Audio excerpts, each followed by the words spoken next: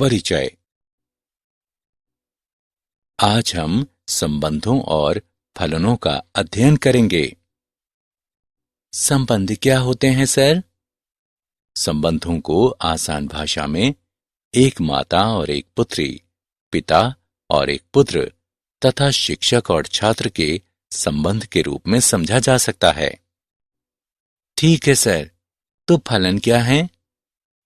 फलन संबंधों के विशेष प्रकार हैं, क्योंकि ये दो अवयवों के मध्य जुड़ाव के नियम को दर्शाता है। इस पाठ में आप दो अरिक्त समुच्चयों की दो वस्तुओं के मध्य संबंधों को जानेंगे।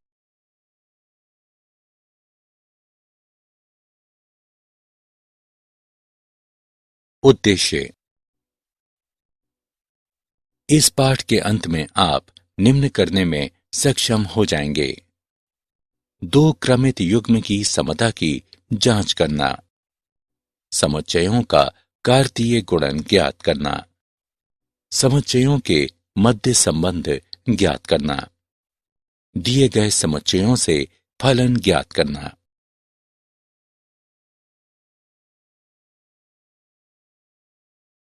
समुच्चयों का कार्तीय गुणन। क्रमित युग्म। मान लें कैपिटल ए और कैपिटल बी दो अरिक्त समुच्चय हैं। यदि ए कैपिटल ए का अवयव हो तो बी कैपिटल बी का अवयव है। तब ए बी का एक अवयव एक क्रमित युग्म कहलाता है, जहां ए को पहला अवयव तथा बी को दूसरा अवयव माना जाता है। नीचे दी गई आकृति में 12-5 क्रमित युग्म हैं। दो क्रमित युग्म की समता। दो क्रमित युग्मों ए, बी और सी डी को बराबर कहा जाता है यदि और केवल यदि ए बराबर सी और बी बराबर डी क्रमित युग्म 12-5 और 12-5 बराबर हैं, जबकि क्रमित युग्म 12-5 और 5-12 भिन्न हैं।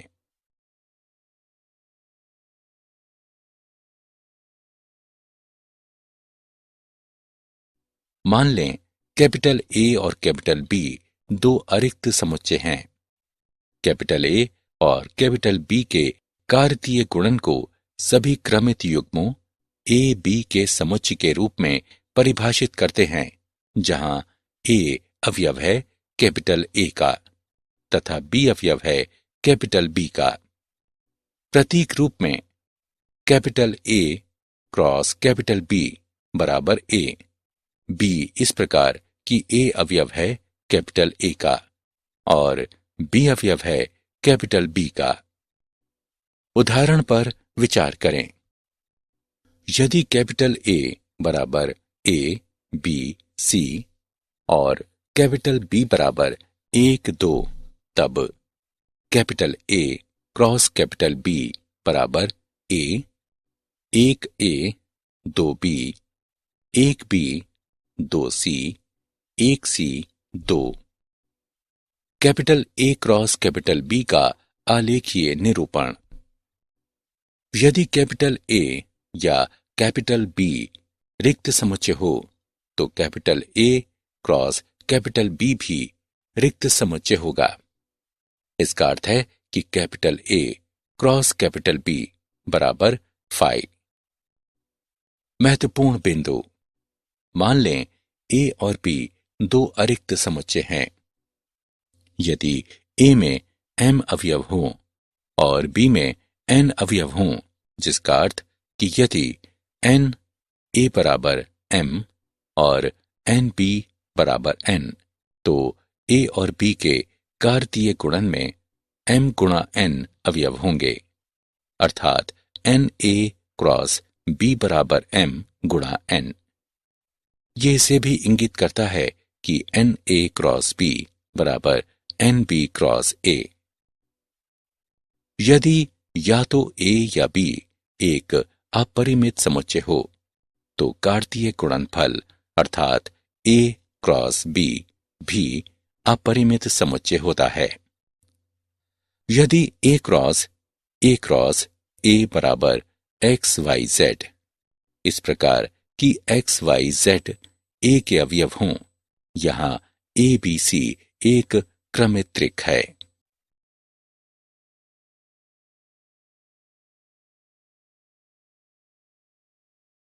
उदाहरण, यदि ए क्रॉस बी बराबर ए एक, बी तीन, ए तीन, बी एक, ए दो, बी दो हैं, तो ए और बी ज्ञात करें। हल, दो समुच्चयों ए और बी के कार्तीय गुणन ए क्रॉस बी में समुच्चय ए क्रॉस बी में क्रमित युग्मों में सभी पहले अवयवों का समूह है।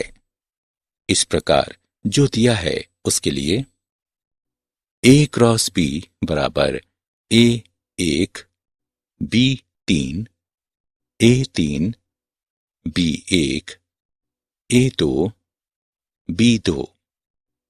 समुच्चय ए बराबर ए बी पुनरावृत्ति को छोड़ने पर, और समुच्चय बी बराबर एक, दो, तीन, ए क्रॉस बी में क्रमित युग्मों में सभी दूसरे अवयवों का समुच्चय है।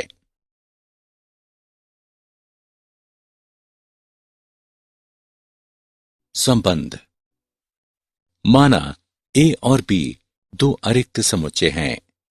ए और बी के मध्य संबंध आर ए क्रॉस बी का एक उपसमुच्चय है। उपसमुच्चय को ए क्रॉस बी में क्रमित युग्म के पहले अवयव और दूसरे अवयव के मध्य संबंध की व्याख्या करते हुए प्राप्त करते हैं। दूसरा अवयव पहले अवयव का प्रतिबिंब कहलाता है। प्रतीक रूप में ए और बी के मध्य संबंध को हम इस प्रकार लिखते हैं। संबंध समुच्चय ए से समुच्चय बी अस्तित्व में होता है यदि और केवल यदि संबंध आर ए और बी के कार्तीय गुणनफल का एक उपसमुच्चय हो। और अच्छी तरह से समझने के लिए उदाहरण पर विचार करें। यदि ए बराबर 1, 3, 5, बी बराबर 0, 2, 4, 6 और ए से बी में आर से कम संबंध हो, तो आर बराबर 1, 2, 1, 4, 1, 6, 3, 4, 3, 6, 5, 6। ए से बी में संबंध आर को तीरों द्वारा निरूपित किया जाता है। एक समुच्चय ए से एक समुच्चय बी में एक संबंध आर में क्रमित युग्मों के सभी पहले अवयवों का समुच्चय संबंध आर का प्रांत कहलाता है। एक समुच्चय ए से एक समुच्चय बी में एक संबंध आर में क्रमित युग्मों के सभी दूसरे अवयवों का समुच्चय संबंध आर का परिसर कहलाता है। पूर्ण समुच्चय बी संबंध आर का सहप्रांत कहलाता है। परिसर सहप्रांत का एक उप समुच्चय होता है। इसका अर्थ है कि परिसर का प्रत्येक अवयव सहप्रांत का भी एक अवयव होता है।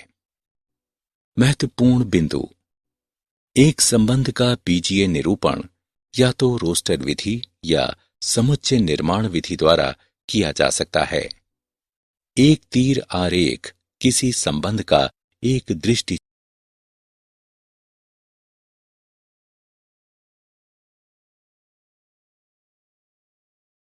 उदाहरण, मान लें ए बराबर 1, 2, 3 और बी बराबर 1, 2, 3, 4, 5, 6, 7, 8, 9, 10।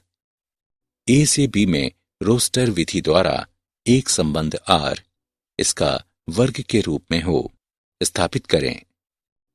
हल, ए से बी में संबंध आर को इस प्रकार व्यक्त किया जा सकता है। आर बराबर 1, 1, 2, 4, 3, 9। संबंध का दृष्टि चित्रण नीचे प्रदर्शित है।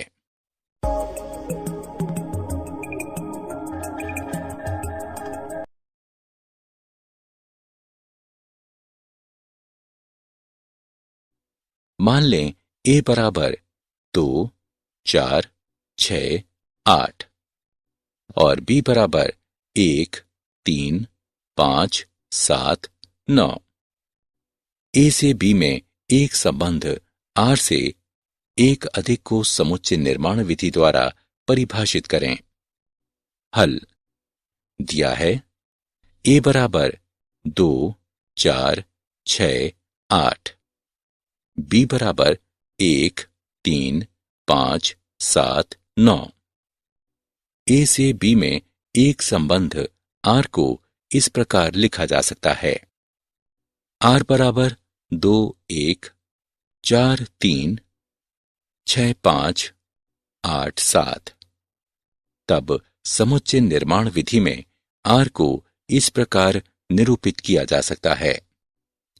एक्स वाई इस तरह से है कि एक्स ए के अंतर्गत और वाई बी के अंतर्गत आता है, जहां एक्स वाई से एक अधिक है। संबंध का दृष्टि चित्रण प्रदर्शित किया गया है।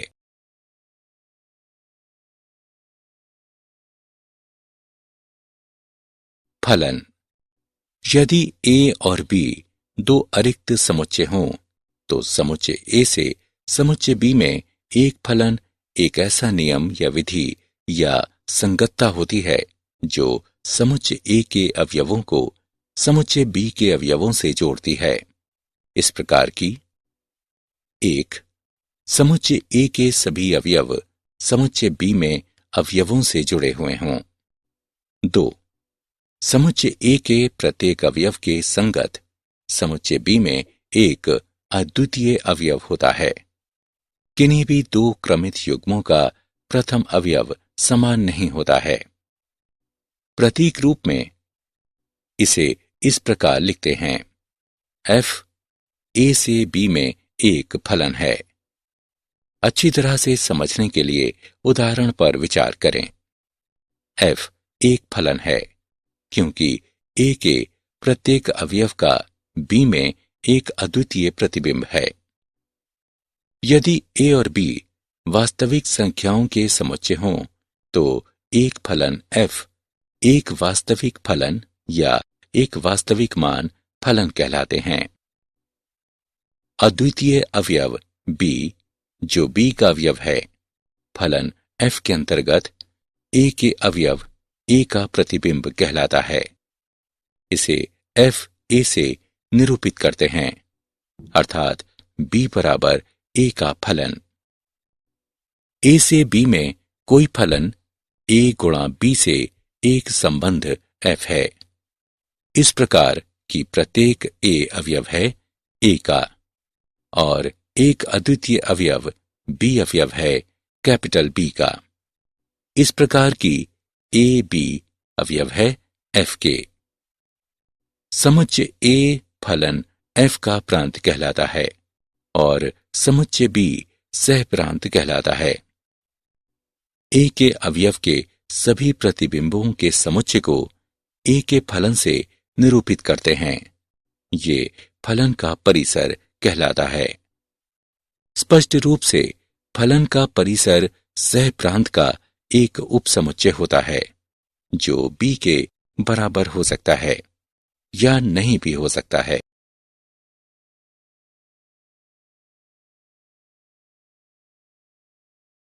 कुछ फलन और उनके आलेख।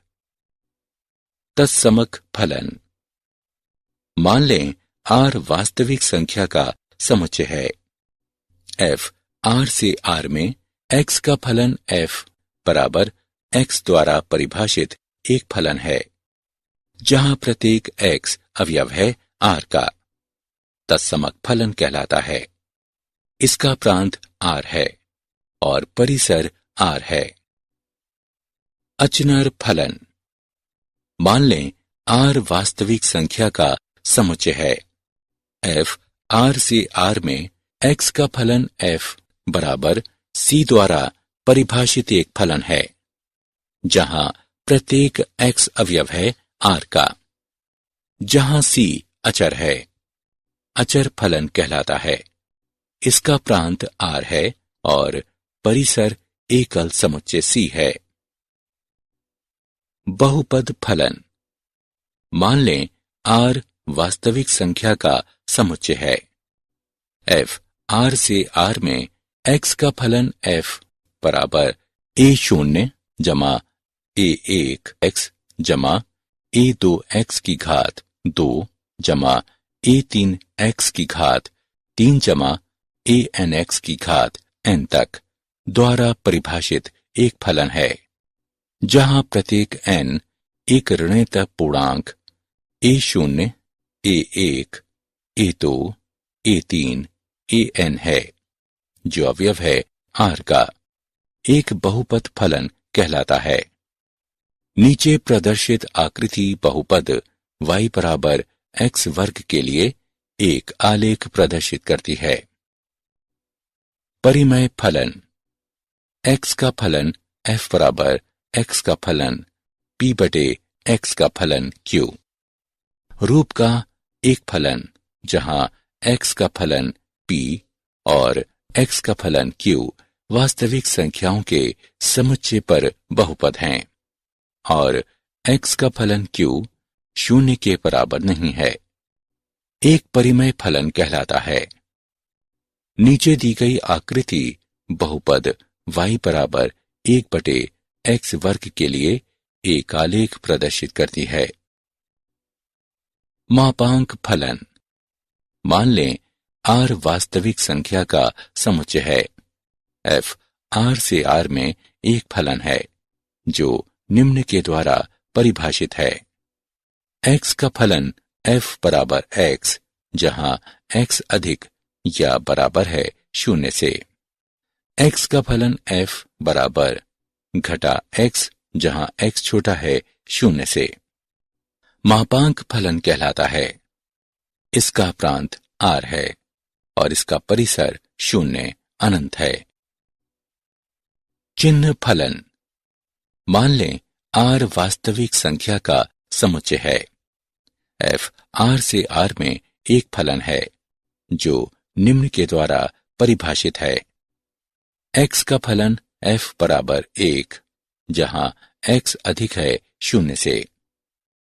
x का फलन f बराबर 0, जहां x बराबर है 0 के। x का फलन f बराबर घटा 1, जहां x छोटा है 0 से।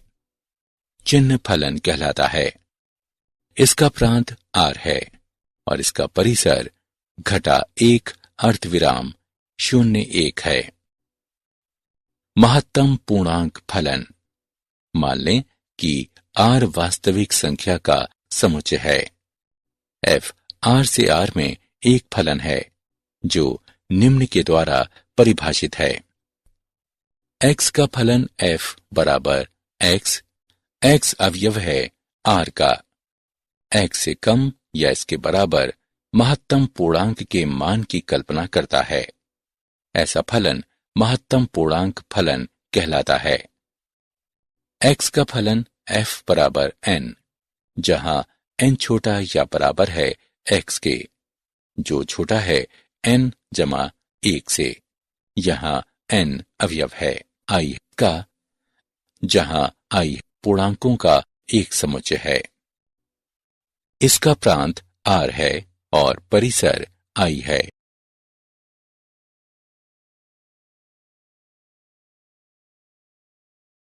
फलन। वास्तविक फलनों का बीजगणित। मान लें x से r में एक फलन f और x से r में एक फलन g कोई दो वास्तविक फलन हैं, जहां x r का एक उपसमुच्चय है। दो वास्तविक फलनों के योगफल को इस प्रकार परिभाषित करते हैं। एक वास्तविक फलन से एक दूसरे वास्तविक फलन के घटाने को इस प्रकार परिभाषित करते हैं। एक अदिश द्वारा गुणन को इस प्रकार परिभाषित करते हैं।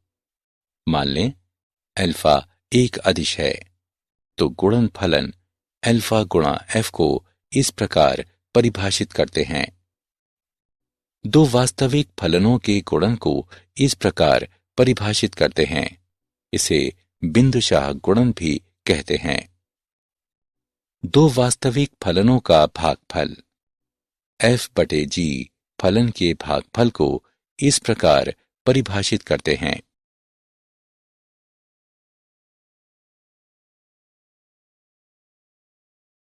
उदाहरण, दूसरी कोटि का एक बहुपद फलन f(x) ज्ञात करें।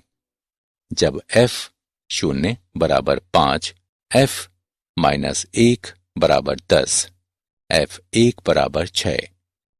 आइए इसे हल करते हैं। मान लें x का फलन बराबर ax वर्ग जमा bx जमा c। शून्य का फलन बराबर a गुणा शून्य का वर्ग जमा b गुणा शून्य जमा c बराबर 5। इससे प्राप्त होता है c बराबर 5 घटा 1 का फलन बराबर a घटा b जमा c बराबर 10। इससे प्राप्त होता है a घटा b बराबर 5। इसे समीकरण 1 नाम दें।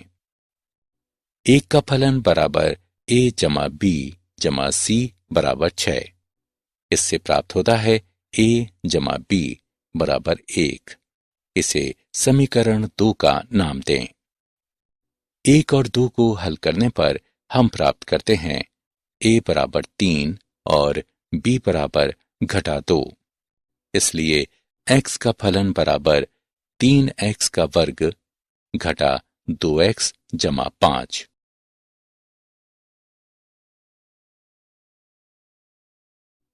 मान लें f g r से r के ऐसे फलन हैं जो क्रमशः x का फलन f बराबर x जमा 1, x का फलन g बराबर 2x घटा 3 द्वारा परिभाषित हैं।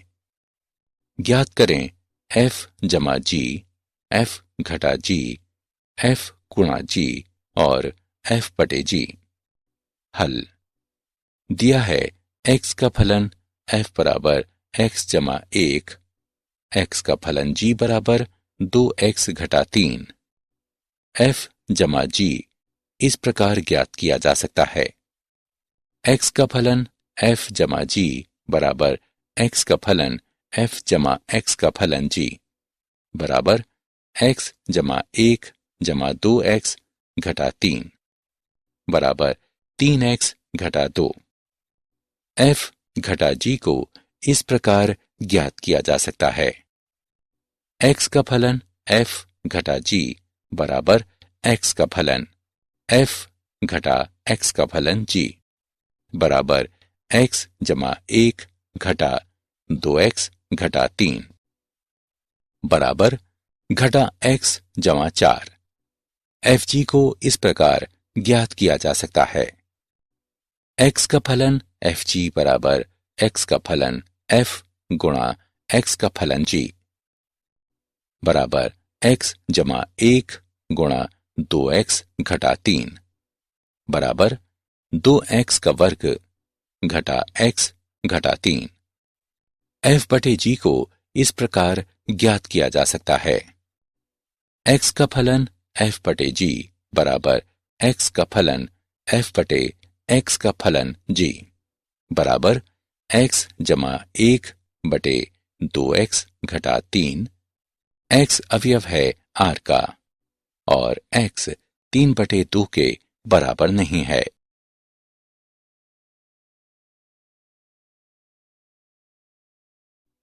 वो प्रांत ज्ञात करें जिसके लिए फलन f(x) बराबर 2x वर्ग घटा 1 और g(x) बराबर 1 घटा 3x बराबर हों। हल यहां f of x बराबर g of x। 2x का वर्ग घटा 1 बराबर 1 घटा 3x। 2x का वर्ग घटा 2 जमा 3x बराबर 0। 2x घटा 1 x जमा 2 बराबर 0। इससे प्राप्त होता है x बराबर 1 बटे 2 x बराबर घटा 2। अभीष्ट प्रांत 1 बटे 2 अर्धविराम घटा 2 है।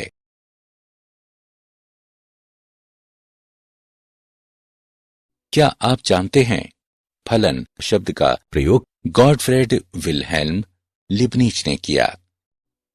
लिबनिज ने एक गणना करने वाली मशीन का आविष्कार भी किया जिससे जोड़, घटाना, गुणन, भाग और मूल निकाला जा सकता था।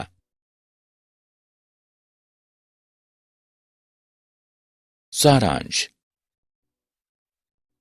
आइए हमने जो कुछ सीखा है उसे संक्षेप में दोहराएं।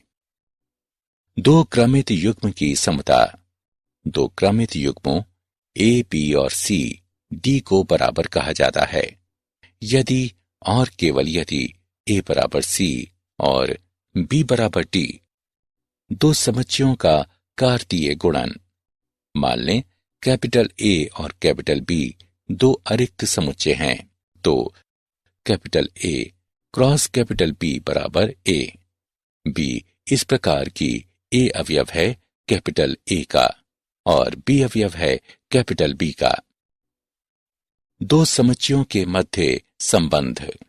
माना ए और बी दो अरिक्त समुच्चय हैं। ए और बी के मध्य संबंध आर ए क्रॉस बी का एक उप समुच्चय है और इसे इस प्रकार लिखा जा सकता है। समुच्चय ए से समुच्चय बी संबंध अस्तित्व में होता है यदि और केवल यदि संबंध आर ए और बी के कार्तीय गुणनफल का एक उपसमुच्चय हो।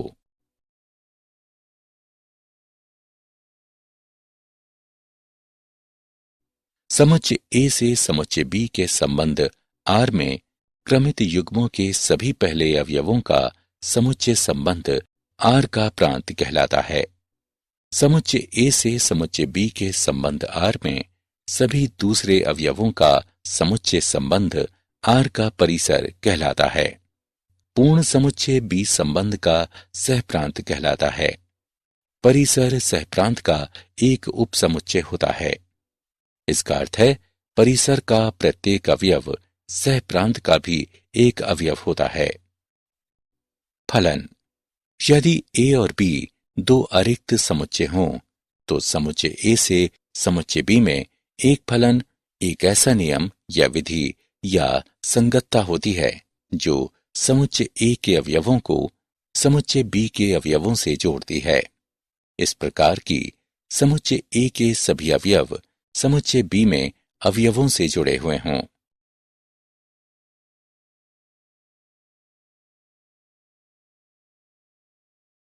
समुच्चय ए के प्रत्येक अवयव के संगत समुच्चय बी में एक अद्वितीय अवयव होता है। किन्हीं भी दो क्रमित युग्मों का प्रथम अवयव समान नहीं होता है। प्रतीक रूप में इसे इस प्रकार लिखते हैं। एफ ए से बी में एक फलन है। फलनों का बीज गणित।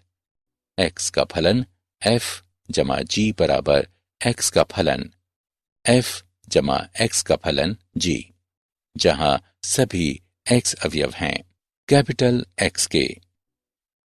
एक्स का फलन एफ घटा जी बराबर एक्स का फलन एफ घटा एक्स का फलन जी, जहां सभी एक्स अवयव हैं कैपिटल एक्स के। एक्स का फलन अल्फा एफ बराबर एक्स का फलन अल्फा गुणा एफ, एक्स अवयव है कैपिटल एक्स का। एक्स का फलन एफ जी बराबर एक्स का फलन एफ गुणा एक्स का फलन जी, एक्स अवयव है कैपिटल एक्स के। एक्स का फलन एफ बटे जी बराबर एक्स का फलन एफ बटे एक्स का फलन जी दिया है। एक्स का फलन जी शून्य के बराबर नहीं है। एक्स अवयव है कैपिटल एक्स का।